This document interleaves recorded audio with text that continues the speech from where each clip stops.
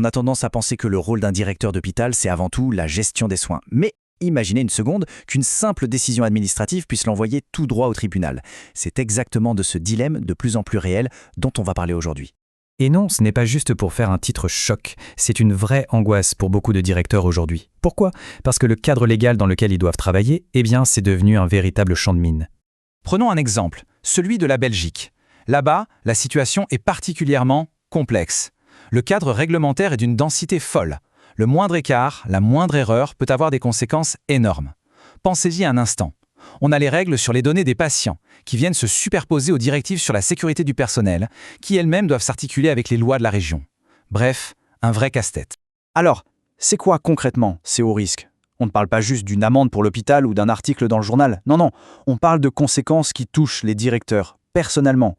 C'est leur propre patrimoine qui est en jeu, et ça peut même aller dans les cas les plus graves, jusqu'à des poursuites pénales. Et c'est là qu'il y a eu un vrai changement de mentalité, un tournant. La jurisprudence, c'est-à-dire la façon dont les tribunaux interprètent la loi, a vraiment changé la donne. Avant, un directeur pouvait dire « Oh, mais c'est trop technique, trop complexe ». Cette excuse, aujourd'hui, elle ne tient plus. C'est fini. Maintenant, la charge de la preuve s'est inversée. C'est au directeur de prouver, de documenter qu'il a fait tout ce qu'il fallait. Ok, mais pourquoi est-ce si compliqué ? D'où ça vient tout ça ? La réponse est simple. C'est une accumulation, une superposition de lois et de règles. Un vrai labyrinthe juridique où il est devenu extrêmement difficile de s'y retrouver.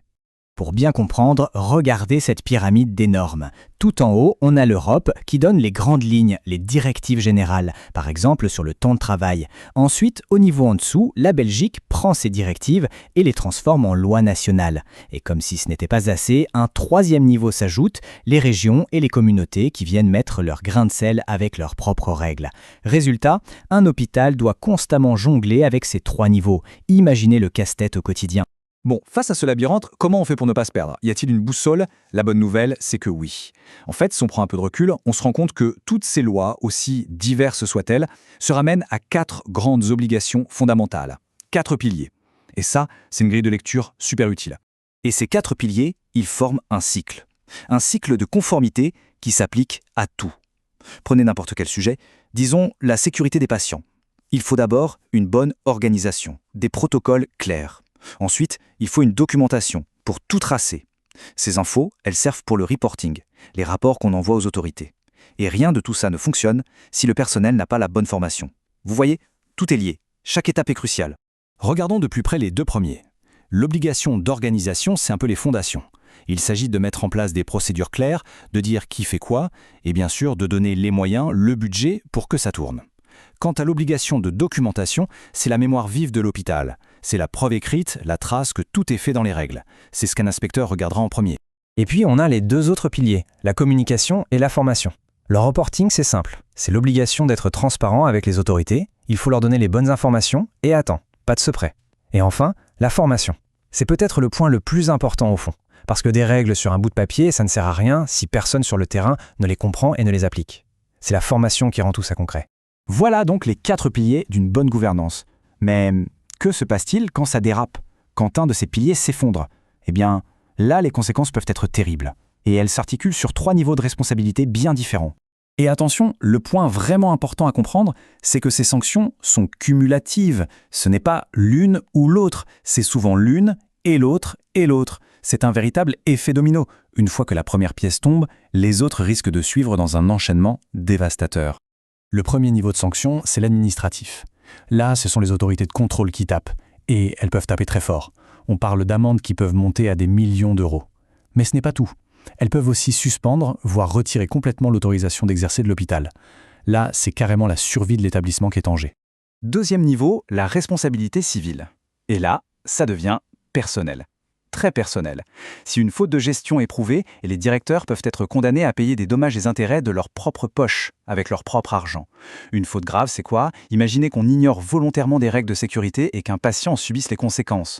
Dans un cas comme ça, le bouclier qui protège normalement les dirigeants, il saute. Et enfin, on arrive au sommet de la pyramide, la responsabilité pénale. Là, on parle des fautes les plus graves. Une négligence inexcusable qui met des vies en danger, par exemple. Dans ces cas-là, ce sont les dirigeants eux-mêmes qui se retrouvent sur le banc des accusés. Et les sanctions peuvent aller jusqu'à de très lourdes amendes et même des peines de prison. Alors, face à des risques pareils, on comprend bien que l'improvisation, ce n'est plus possible. Naviguer à vue, c'est juste impensable. La seule solution, c'est d'être proactif, d'avoir une gouvernance hyper rigoureuse. C'est en quelque sorte le guide de survie du directeur d'hôpital au XXIe siècle. Et ce guide, il tient en 4 pratiques essentielles. D'abord, la veille réglementaire. Ça, ce n'est pas juste lire les nouvelles lois, c'est anticiper, c'est se demander comment ça va nous impacter et qu'est-ce qu'on fait maintenant. Ensuite, les audits de conformité. Pensez-y comme un check-up médical régulier pour l'hôpital. On cherche les petits problèmes avant qu'ils ne deviennent d'énormes crises. Troisième point, l'action corrective. C'est bien de trouver un problème, mais c'est mieux de le régler et de prouver qu'on l'a réglé. Et enfin, l'archivage systématique. C'est la boîte noire de l'hôpital. Tout doit être tracé, documenté. C'est la preuve ultime que le travail a été fait sérieusement. Mais soyons clairs, tout ça, ce n'est pas juste une question de se protéger juridiquement.